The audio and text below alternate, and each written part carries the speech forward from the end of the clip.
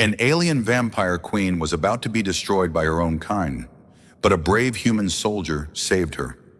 Kyle Ren had always thought the universe would end with a bang, or at least a decent fireball. Instead, it started to unravel with a form stamped, Authorized Termination of Subject, Syraxa Ver, High Blood Variant. The stamp was digital, the authorization forged, and the paperwork excessively tidy. That alone was reason enough to suspect something was wrong. Nobody that high up in the Concordium hierarchy ever did anything cleanly, unless they were trying to bury something alive. He scrolled through the declassified intel packet while sucking down the last of his synth calf. It tasted like burnt despair and metal shavings, but it kept his brain ticking. According to the briefing, Syraxa was not just dangerous, she was irreparably anomalous. Evolution gone sideways. A deviation from her own kind's bloodthirsty perfection, a queen without a throne, a predator who had learned to think too much. That was the official narrative. The unofficial one, gathered from intercepted whispers, half-redacted reports, and Kale's growing gut feeling that something stank worse than the Vulture Lounge's restroom back on Titan Station, told a different story. She was being executed not because she was a threat to the galaxy. She was being executed because she had dared to change. And in an empire built on tradition and hierarchy, change was the true heresy. Minty, Kale said, speaking to the snide AI embedded in his ocular HUD. Remind me again why I'm considering breaking half a dozen military protocols, stealing a drop pod, and going full rogue to save an alien vampire queen I've never met. Because you're bored, emotionally constipated, and haven't had a date since that botanist dumped you for a sentient fern, Minnie replied sweetly. Also, your moral compass is fatally intact. I really miss when AIs didn't have personalities. You selected the sarcastic assistant package, Kale, twice. He grunted, snapping his magnetic armor plates into place with practiced ease. The Valiant Echo was currently in low orbit over Nix 9, a Class F quarantine planet wrapped in permanent dusk and atmospheric interference thick enough to choke radar. Perfect place to quietly execute royalty without too many questions. The kind of place you go when you don't want the truth to come back. Cal had once led a breach team into a collapsing neutron facility full of psychotic nanoswarms and less than friendly gravity. This felt more dangerous, because this time, it wasn't about protocol or rank or doing his duty. This time, it was about choice, and he hated choosing. It always led to paperwork. He made it to the launch bay just in time to duck behind a power loader as a pair of deck officers passed by, deep in argument over ration allocations. Once they were gone, Cal hopped into Drop Pod 14, nicknamed the Coffin, for its charming habit of jamming its ejection sequence mid-burn, and started the override. Minty grumbled about heat shielding and dismemberment. Kale hummed an old Terran folk song about bar fights and bad decisions. When the launch clamps disengaged with a sound like a giant's knuckles cracking, the pod dropped like a stone into Nix 9's swirling storm belt. Lightning danced across the sky like it was auditioning for a space opera, and Kale found himself laughing. It wasn't a heroic laugh. It was the kind of laugh you made when you realized this was either the dumbest thing you'd ever done or the beginning of something that would change everything. 3 minutes later, the pod slammed into Nix 9's crust hard enough to knock the wind out of him and trigger Minty's crash damage checklist. Vitals intact, Minty said. Pod integrity, questionable. Sanity, presumed compromised. Sounds about right, Kyle muttered, popping the hatch and stepping into a landscape that looked like a graveyard had fallen in love with a volcano. Black spires jutted from the ground like the bones of ancient titans, and crimson fog clung to the air in slow pulsing waves. Nix 9 wasn't just ominous, it tried to be ominous. It probably rehearsed. His objective was buried beneath the ruins of the first spire, a place the Ver called the silencing chamber. Because of course they did.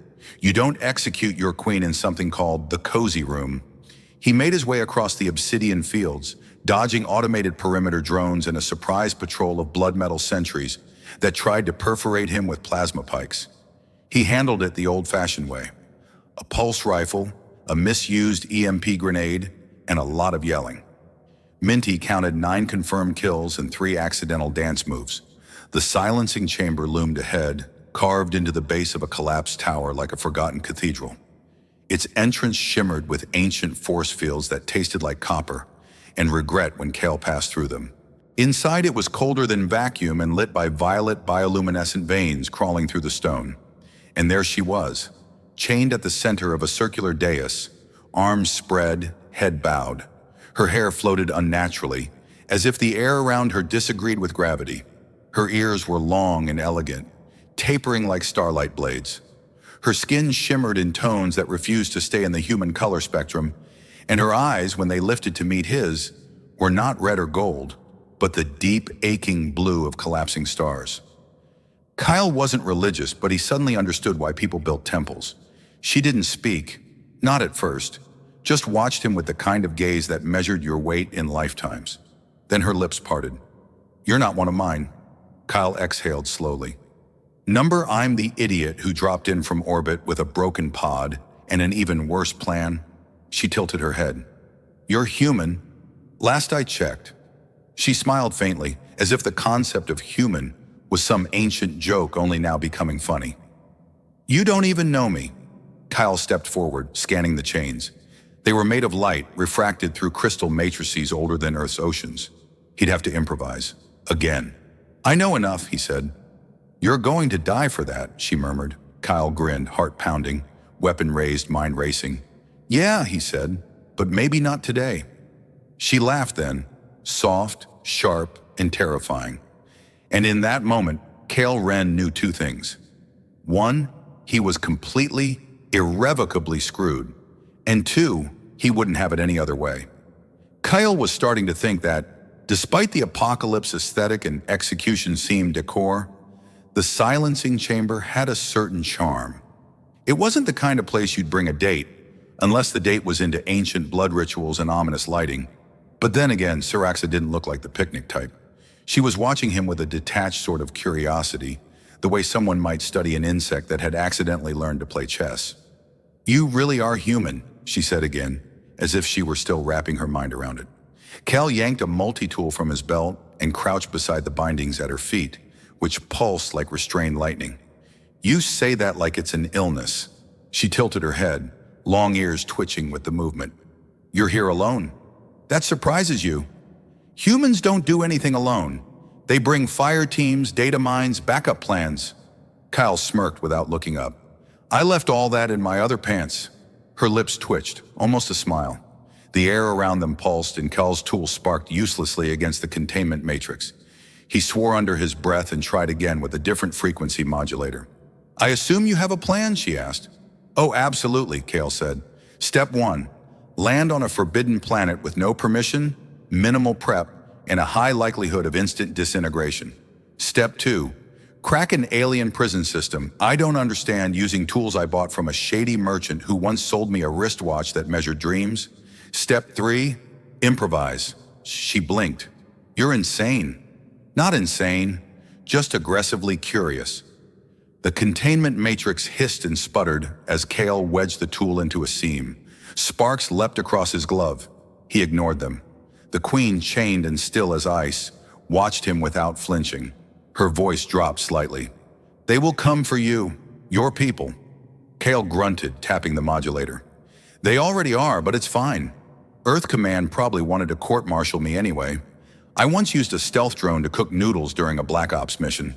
Sirax's brow arched delicately. "That sounds like a very human problem." "Hey, ramen doesn't stop being delicious just because you're surrounded by radioactive insurgents." There was a click, a sharp final sound, and the first shackle disengaged. Energy hissed into the stone and vanished. Kale barely had time to register the shift before she moved. Not to attack, but to kneel forward, gasping. Her breath came in shallow draws, and Kale noticed how her hands trembled, the way her skin flickered with unstable luminescence. "You okay?" he asked, hovering awkwardly. "No." Her voice was iron over glass. "But I will be." He moved to the second shackle, then the third. As he worked, she spoke, haltingly, as if unused to sharing the weight of words. "They said I was infected, that I had become something corrupted, a mutation in the royal genome." "Right," Kale muttered, "because the real problem with royalty is when they start growing a conscience. That earned him a laugh, a quiet, startling thing, rich and rough around the edges. It echoed in the chamber, softer than the hum of failing force fields. I began to feel things, she said. Not just hunger, not just dominance, guilt, wonder, curiosity. The others called it weakness. Cal paused, meeting her eyes. Sounds like evolution to me. You sound like a poet. God, no. I once tried writing a sonnet in flight school and accidentally insulted 3 species in a major lunar holiday. The final shackle resisted him until he overclocked the modulator, at which point it exploded with enough force to throw him on his back. He stared at the ceiling, dazed. Minty, he croaked. Status? You are alive, concussed, and flat on your back like a turtle with self-esteem issues. Perfect. Siraxa stood slowly, unshackled at last. She moved with the poise of a predator that had simply paused for dramatic effect. Her body still trembled, her aura sparking with erratic energy, but she held herself like royalty, battered but never broken. Cal staggered to his feet and tried not to look like he needed a nap in a juice box. I assume there's a way out of here? He asked. There is, she said, through the bone gate, but the Dralk will be waiting. Of course they will. They moved together through the corridor, deeper into the substructure. The walls whispered, literally. Old psionic tech murmured fragmented thoughts as they passed. Cale caught words like traitor, rebirth, and why does this corridor smell like soup, which he chose to ignore. So, he said as they crept down a winding ramp, these Dralk, I'm guessing they're not friendly neighborhood watch volunteers? They are machine flesh sentries grown in crucibles of blood and light, loyal to the Vare until death, and possibly beyond it. So, less hug you and more rip your spleen out through your kneecaps? Approximately. The bone gate came into view, an archway made of petrified organic matter, humming with residual intent. And guarding it, of course, were 2 Dralk, 9 feet tall, with silvered exoskeletons and eyes like molten iron. Their limbs split and reformed constantly, shifting between blades, claws, and some sort of appendage that Cale decided not to analyze. Siraxa took a step forward, but Cale stopped her. No offense, Your Majesty, but you look like you're one sneeze away from fainting. Let me try something first. He pulled out a pulse grenade and hurled it high, arcing over the guards. The explosion painted the hall in strobe blue and static. Cal followed it with 2 plasma bolts and a lot of running. The Dralk responded by screaming, not with mouths but through vibration. The sound scraped the air like a bone saw. One of them lunged. Kyle ducked, rolled, and fired again, yelling, Minty, give me something helpful. Suggestion, aim better. Wow, so useful. Siraxa raised her hand. Energy flared, uncontrolled, violent, and lashed out in a jagged arc. One Dralk seized and collapsed, circuitry boiling from within. She gasped, dropping to one knee. Kyle took down the second with a direct plasma shot to the cranial node and a lucky ricochet. As silence returned, Cale helped her up. We make a good team. We're not a team, she said, even as she leaned against him for support. Sure we are, Cale said, grinning. We've already killed stuff together. That's like step 2 in the universal buddy system. She didn't reply, but he could tell, beneath the exhaustion and the weight of centuries, she was starting to believe that maybe, just maybe, the mad human with the bad jokes wasn't entirely useless.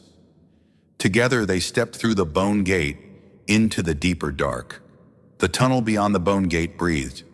Not metaphorically, it exhaled a slow stream of biothermal mist every 30 seconds, as if the structure itself had once been alive and simply hadn't realized it was supposed to stop.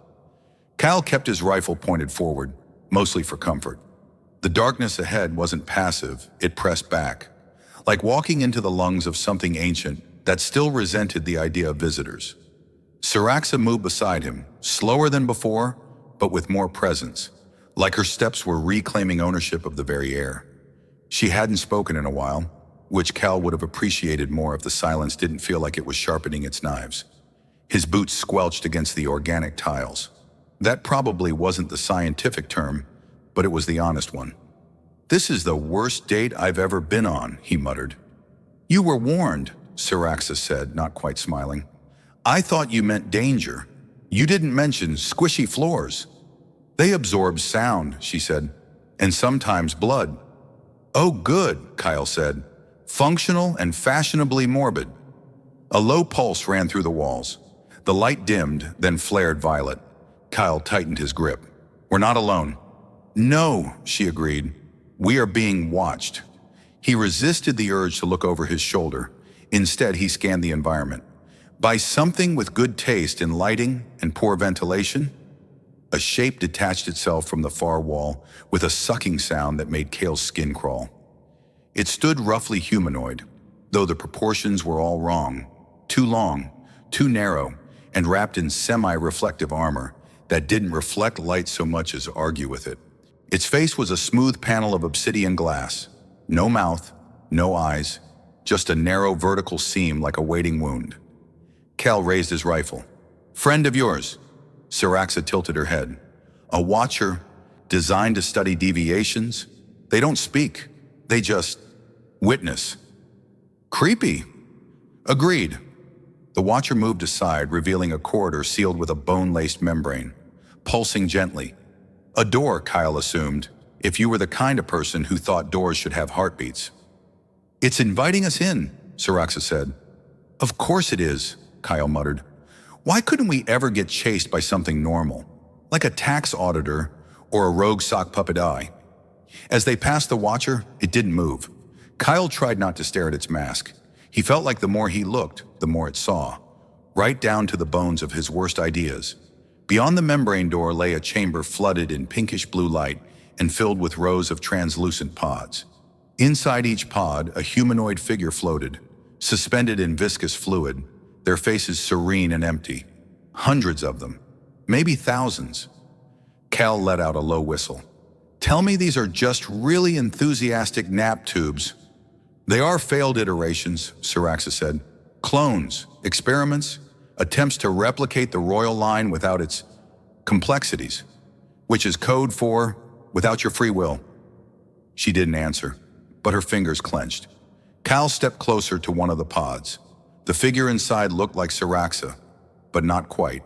The features were there, but the expression was wrong, vacant, hollow, as if someone had painted her soul on a screen and then unplugged the projector. Why keep them, he asked. If they didn't work?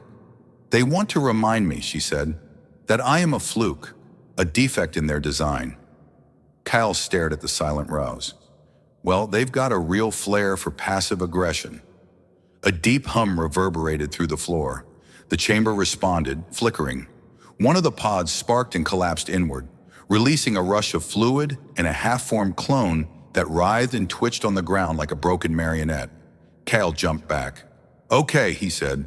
That one wasn't sleeping. Syraxa stepped forward and placed her palm gently on the creature's brow. It stilled instantly. Not dead, just still. They're starting to decay, she said. Without me, the link collapses. The line dies. Which explains the panic in their genocide, Cale said. Not panic, she murmured. Desperation. The chamber lights began to flicker. A mechanical shriek echoed from the upper levels, like metal being tortured by time. Guessing that's not your royal welcome committee, Kyle said. Number, that's the failsafe. We're not supposed to be here. Right, because this place has such high hospitality standards. The floor beneath them shifted, literally. The pods began to sink, the walls retracting. Cal grabbed Syraxa and bolted for the far exit, marked by what appeared to be an actual neural archway. Fractal nerves threaded like vines around a darkened door. Minty, Cal barked as they ran. Navigation. I'd love to help, the AI responded, but this entire building is a sentient labyrinth designed by paranoid immortals who think GPS is a form of treason. So no map? Oh, I have a map. It's just insultingly wrong. Kyle swore and dove through the archway as it began to close. They tumbled into a sloped corridor that deposited them onto a platform overlooking what looked like a vertical tunnel lined with floating glyphs and violet propulsion rings. Syraxa staggered beside him. This is an escape conduit. That's the best sentence you've said today. It won't work without a key, she added. Kale turned to her. And where exactly is this key? She raised one elegant eyebrow. In me. He blinked. Oh, great. So I just plug you in? You really are human. Hey, I meant that in the most respectful way possible. She stepped to the edge of the platform, extended one glowing hand toward the glyphs, and whispered something that wasn't in any human language. The rings lit up, spinning into motion. The air thrummed. Cal stared at her, wind pulling at his jacket, adrenaline roaring in his ears. You sure this thing won't disintegrate us halfway up? No. All right, he said. Well, if we die, I'd like it noted that I went out on a date with an alien vampire queen, and it only mostly killed me. She smiled faintly. Noted. They leapt together. The conduit caught them midair and hurled them upward like stones launched from the wrath of a forgotten god. The walls screamed past in streaks of color and code, each ring accelerating them further. Kyle whooped as they climbed, half from terror, half from the sheer absurdity. Above them, light widened. Below them, death whispered. And somewhere in between, Kyle started to wonder what the hell he'd gotten himself into, and why. For the first time in years, it actually felt right. The propulsion rings spat them out into a massive chamber high above the old ruins, and Kale's first thought was that he'd accidentally launched himself into an alien opera house. The walls shimmered with resonant panels shaped like coral mouths, literal humming mouths, while the floor was a transparent platform suspended by nothing Kale could identify. There were no walls, not really, just layers of refracted starlight and some very confident architectural decisions. He hit the platform in a graceless sprawl. Saraxa landed next to him with far more dignity, which Kale found mildly insulting. Okay, he wheezed, staring at the glowing ceiling that might have been made of hard light or overachieving jellyfish. That was not how I usually travel between floors. It's the ceremonial lift, Saraxa said, brushing herself off, reserved for heirs. Do the heirs usually scream halfway up? But the architects were known sadists. Of course they were. From the far end of the chamber, an orb drifted toward them, about the size of a human head, coated in segmented plates with a soft blue light pulsing at its core. It chirped once, then projected a series of holographic glyphs in the air, none of which Kale could read, but they looked urgent and possibly condescending. It's a sentinel, Saraxa murmured. It scans for integrity breaches in the bloodline. Kale raised a brow. And we care about this, why? Because if it doesn't like what it finds, it summons the immolator drones. Oh, good. I love meeting new people. The orb buzzed and floated closer, beams of light beginning to flicker across Saraxa's body. She stood tall, chin lifted, the picture of imperious royalty who happened to also glow faintly and may or may not explode if judged incorrectly. Cal edged to the side just in case spontaneous combustion was part of the ceremony. The orb made a flat droning noise and turned its beam on Kyle. Hey, Kyle barked.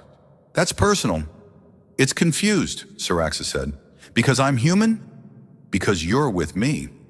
Well, technically, I saved your life, destroyed some of your enemies, and cracked several incredibly illegal locks for you. But yes, also that. The orb hovered, silent. Then with a sound like a disappointed librarian, it beeped twice and projected a narrow path of light toward a spiral bridge that hadn't existed a moment ago. I guess we passed, Kel said, temporarily. Do I get a sticker? Maybe a loyalty card? The path led them through a corridor suspended in open space. Below them, clouds drifted over alien mountains, and far above, a shattered moon hung like a cracked eye.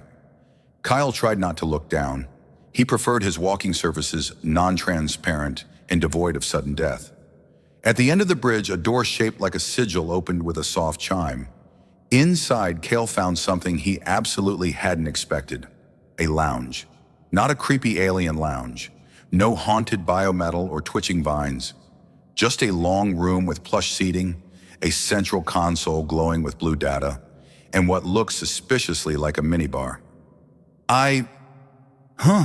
Kyle said. This was my father's war chamber, Saraxa said. He believed comfort made strategy more effective. Now that's a ruler I can relate to. Cal wandered over to the console. The display showed tactical schematics, fleet positions, planetary defenses, even human systems mapped in eerie detail. Kale said. Is this thing updated in real time? Yes. He blinked. That's Earth's third orbital fleet. I'm pretty sure even Earth doesn't know where it is. My people have eyes everywhere, she said softly. We had to. Survival demanded omniscience. Kel tapped the side of the display, squinting. And I suppose this section labeled strategic subjugation paths is just hypothetical? No, she said. It was our plan to subdue humanity once the bloodline was secured. Neat, Kale muttered. Always nice to know your girlfriend's people were planning to conquer your planet. I'm not your girlfriend. It's early days. A soft chime interrupted them. The console shifted. A figure appeared in the center of the room. A projection, but rendered in such high detail that Kale took a step back instinctively. It was a woman, regal and severe, with Syrax's features, minus the warmth. Her ears were longer, her posture crueler. My mother, Syraxa said. The figure spoke without preamble. Daughter, if you are hearing this, then you have escaped. You are either stronger than we anticipated or weaker than we feared. Kyle crossed his arms. Seems like a very supportive household. We created you to be perfect, the hologram continued, but you became curious, disobedient, infected by individualism. Kyle leaned in. Oh no, not individualism, anything but that.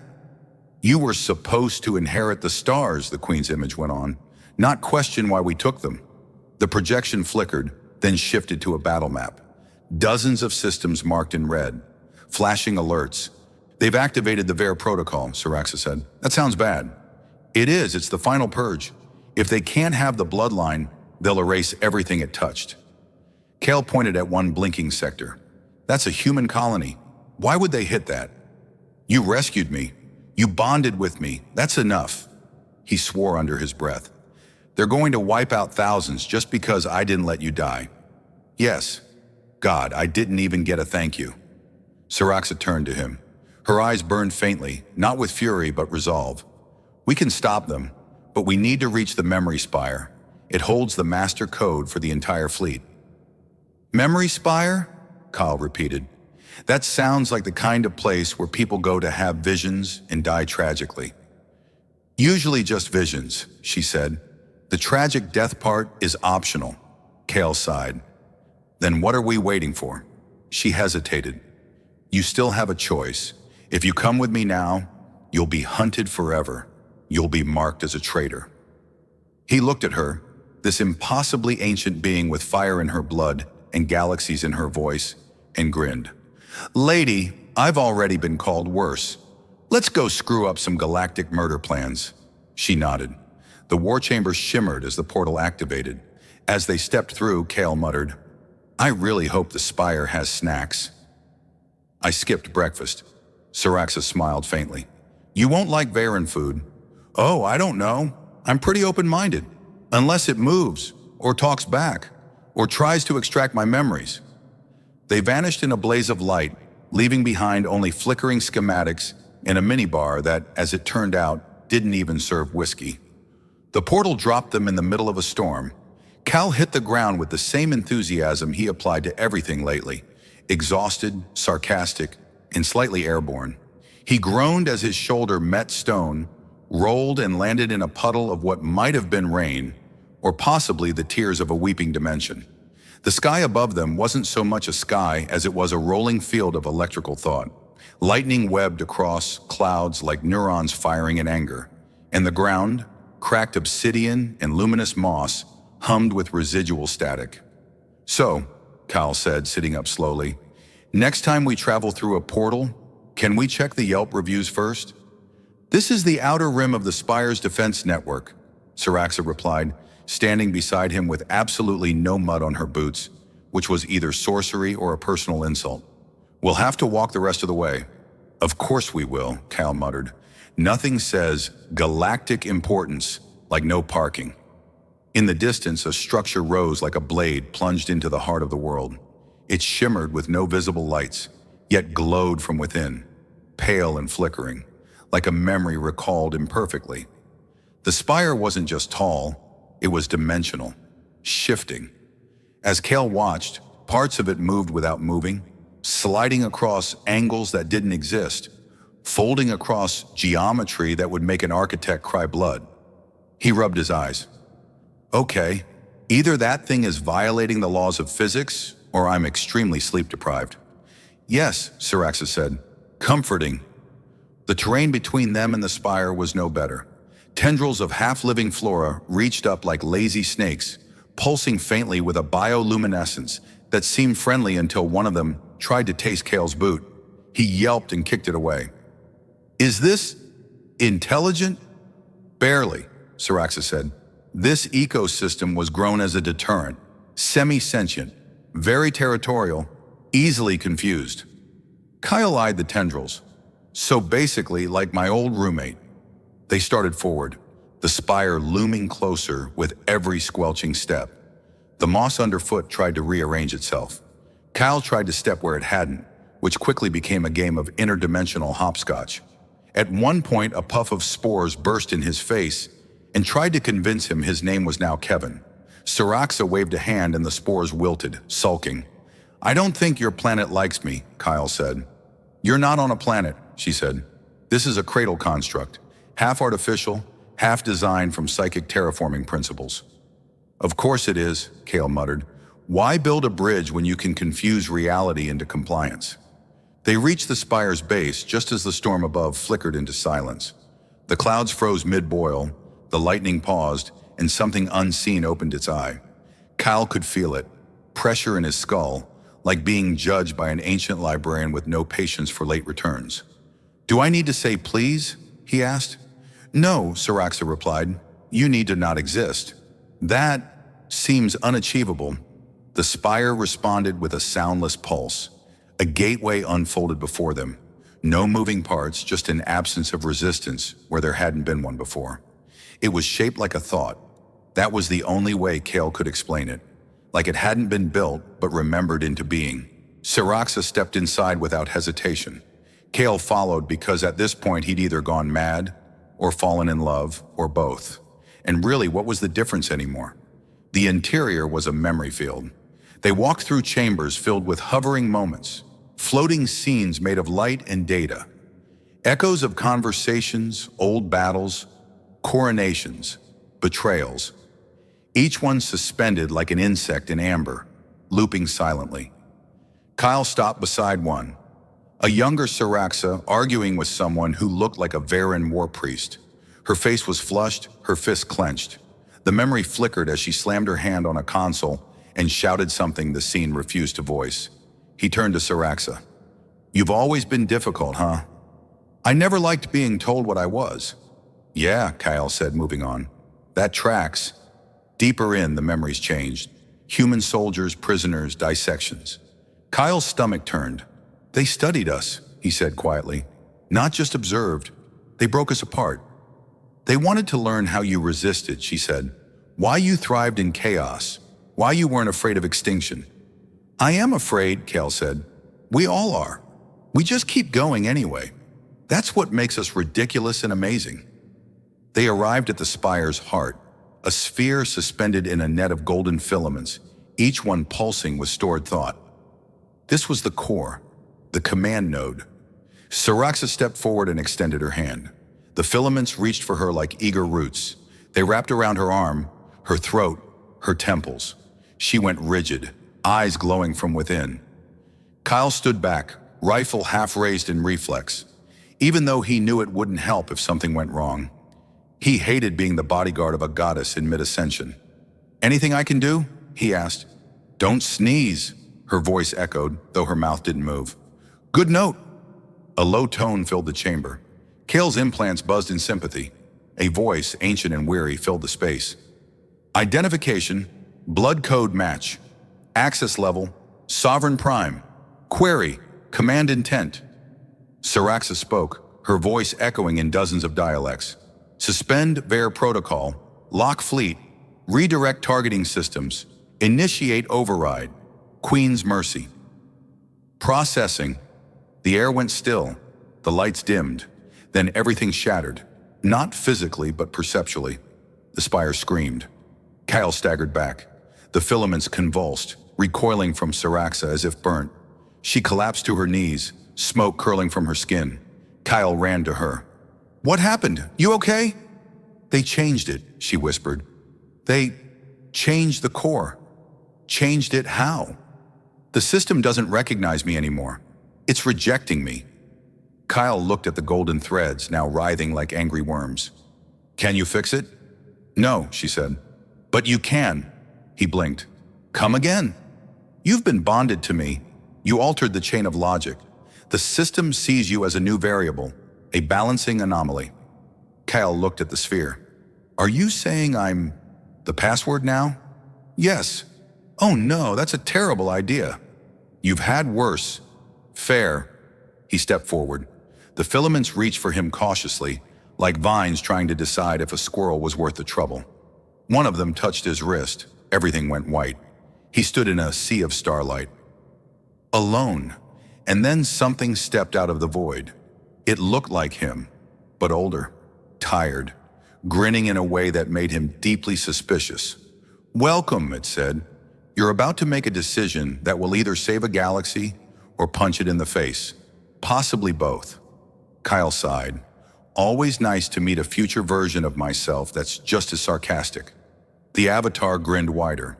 "Now let's teach these tyrants what real chaos looks like." The light receded like a curtain pulled by invisible hands, and Kale found himself back in the spire's core, knees buckling under the sudden gravitational honesty of reality. The golden filaments snapped taut around his body for a moment, testing, calculating, maybe just trying to see if he tickled, before they retracted, leaving behind a lingering warmth and a small dose of what felt disturbingly like mild judgment. Saraxa lay slumped against the wall, eyes half-lidded, her silver hair matted with sweat. Her long ears twitched faintly, which Cal chose to interpret as a good sign, since she had previously stated they only did that when her body was rebooting after extreme stress. That, or she was about to sneeze with cosmic force. Either way, he squatted beside her. "Hey," he said, nudging her shoulder gently. "We're still alive," which feels like a bold oversight on the universe's part. She opened one eye. "You did it?" "Well, I didn't spontaneously combust, so either I did it or I failed so spectacularly, the system just gave up and let me win out of pity." The filaments pulsed once, then receded into the walls. The spire groaned, a sound like tectonic plates sharing bad news, and then a low chime echoed through the chamber. FLEET override confirmed. VAIR protocol suspended. Sovereign directive reinstated. Cal sat down, legs splayed out, staring at the ceiling. "I don't want to alarm you," he said, "but I might be a space messiah now." "You are not a messiah," Saraxa said, groaning as she pulled herself upright. "Yeah, well, the system sure seemed to like my DNA-flavored interference." "Because you're anomalous," she said, "not divine." Tomato. Either way, I just hacked a millennia-old murder fleet with the power of free will and bad life choices. You make heroism sound like indigestion. Kale winked. It usually feels like that too. A narrow doorway opened across the chamber, and beyond it lay a hall bathed in white starlight. The floor shimmered like a lake's surface at dawn, and for the first time since they'd entered the spire, Kale felt a distinct lack of ominous humming or metaphysical judgment, which was, frankly, a little disconcerting. They limped together through the passage. At the end waited a console, sleek, minimal, with 3 glyphs hovering above it. Saraxa gestured toward them. "This is where the new directive is set. You decide the future shape of the fleet." Kyle squinted. Wait, me? "You activated the override. You're recognized now. More than I am." He raised a hand. "I don't know if you noticed, but I barely graduated soldier school. My major was shoot the thing until the beeping stops. And yet here we are." He eyed the glyphs. Each represented a path. The first burned red, a total shutdown of the fleet. Disarmament, the end of Varen power. The second glowed blue, a reformation directive. Keep the ships, but convert them to defensive aid across neutral sectors. Humanitarian space cops, essentially. The third shimmered in strange, shifting colors. It was labeled only Ascendancy Protocol. He stared at that one. What's ascendancy protocol? He asked. Siraxa didn't answer immediately. That was the plan for universal dominance, a utopia born from perfect control. My mother's vision? Beautiful, terrifying, flawless, on paper, Kel snorted. Paper tends to be bad at reflecting genocide. He looked back at the options. Okay, he said, let's think this through. First option, total shutdown. That's good in theory, but if someone else finds the core later, there's nothing to stop them from rebooting it with their own directive, right? Correct, Siraxa said. Second option sounds decent. Guard dogs instead of war machines. She nodded. The programming would shift to protection algorithms. No conquest, just defense. And the third? You activate ascendancy. It wipes every organic override and hard codes loyalty to the bloodline, including me. Kyle blinked. That includes, like, mind control loyalty? Total submission. Wow, tempting, but I've seen that movie. Ends badly. He reached out, hand hovering between the blue and red glyphs. His finger inched toward the blue. Then he paused. Wait a minute, he said. I don't remember seeing a save and backup settings button. What if this console breaks later? Siraxa tilted her head. It doesn't. Okay, but can we at least put a sticky note here? Do not touch unless you want to be emperor, or something? With a deep breath, he tapped the blue glyph. The spire hummed, not with malice or menace this time, but something almost musical.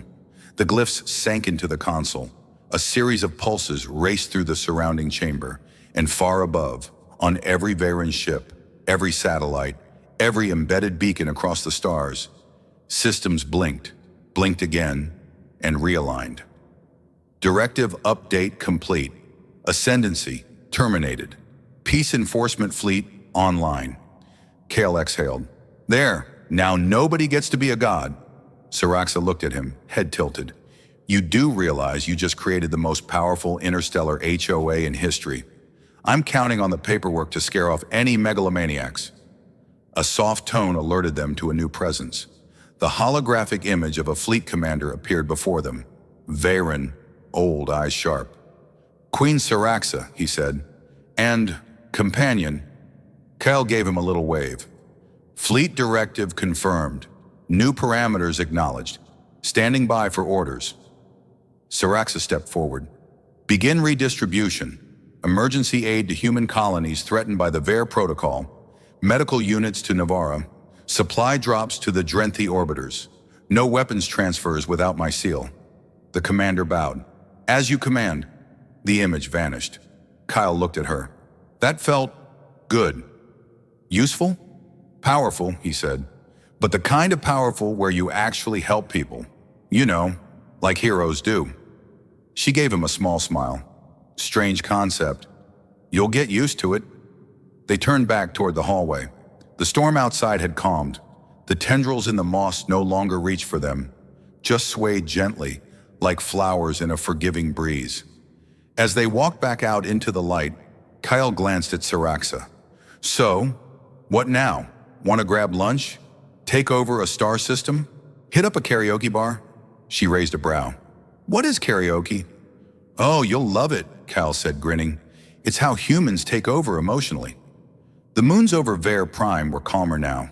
Where once hung battleships like metal vultures, there were only soft stars and satellite blooms.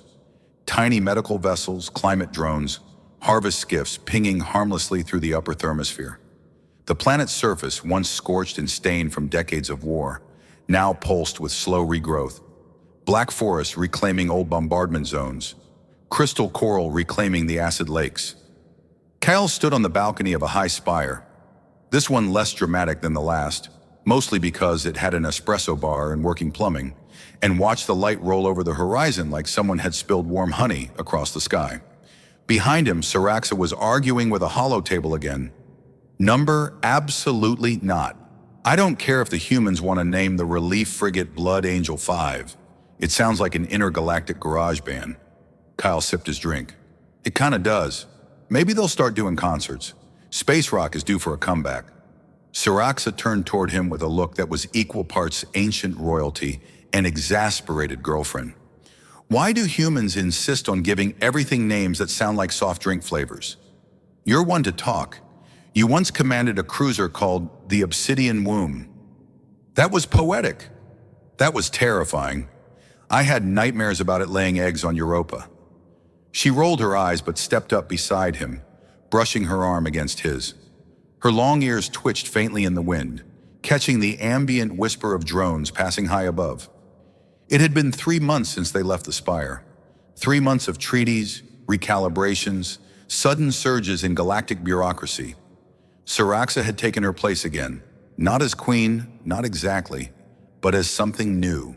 Sovereign advocate, a diplomat between species, a sort of galactic matriarch with very strong opinions on space ethics and a total inability to remember the names of human months. Kale, meanwhile, had become something else. He wasn't military anymore, but he still wore his old jacket, just without the rank stripes. People listened when he spoke now, sometimes too much. A small child had once asked him to bless their hover skate.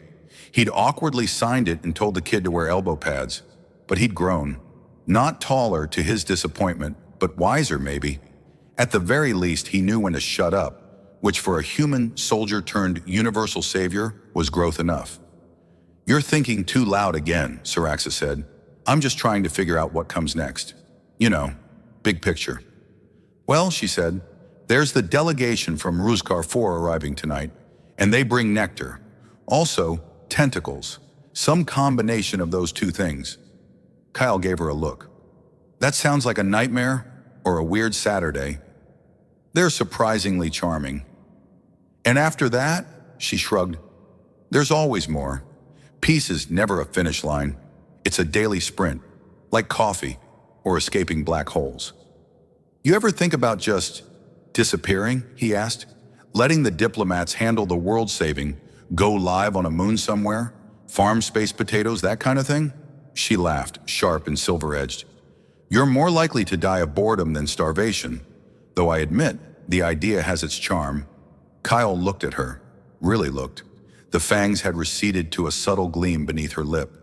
The aura of doom had relaxed into something almost regal, and her gaze, it had softened. Still sharp, yes, still laced with the weight of centuries and the memory of blood. But there was warmth there now, humor, hope even. I think I like this version of you, he said. I am not a version, she replied. I am a culmination. Exactly. And this culmination, has she ever considered karaoke? Siraxa groaned. Still with the karaoke? I told you, it's the true test of character. Can you stand under neon lights, with the lyrics to galactic love ballads scrolling in broken English, and sing like no one's judging you? I once shattered a senator's skull with a high-pitched war cry that melted steel. Kale grinned. So, you'd be great at the high notes. She stared at him for a long moment. Fine, she said finally, but I picked the first song. Deal. They stood there in the quiet again, watching the stars begin to bleed into view. Far below, hovercrafts zipped between green-lit towers. Somewhere, someone was laughing. Somewhere, someone else was rebuilding. The galaxy spun on, no longer aimed toward domination or destruction, but something messier, truer. Behind them, the holotable pinged, a message. Incoming transmission, Earth Council. Kyle winced. Do I have to? Yes, they like you. They're calling you the Defender of the Dust Queen. That sounds like a romance novel. It is. There's already fan fiction. Kyle turned slowly. You're kidding. I read one, she said deadpan. You were much taller, also inexplicably shirtless for most of the climax. He groaned into his hands. This is my legacy. Not saving an alien queen, not halting a death fleet. Just space Fabio. I think you should be flattered. I think I need stronger coffee. They walked back into the chamber together, the old tension now softened by months of close quarters and unspoken understanding. Kel wasn't just a savior anymore. Siraxa wasn't just a queen. They were something else now. Two strange, stubborn people in the slow, awkward business of making the galaxy better.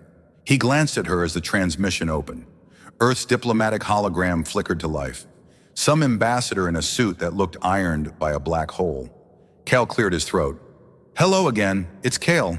Yeah, the human. Just wanted to say, we're listening. And yes, the queen is with me. And no, she doesn't sparkle. Saraxa leaned in, eyes gleaming. Yet, she whispered. Kyle snorted. The ambassador blinked. Excuse me? Nothing, Kyle said. Let's begin. The end.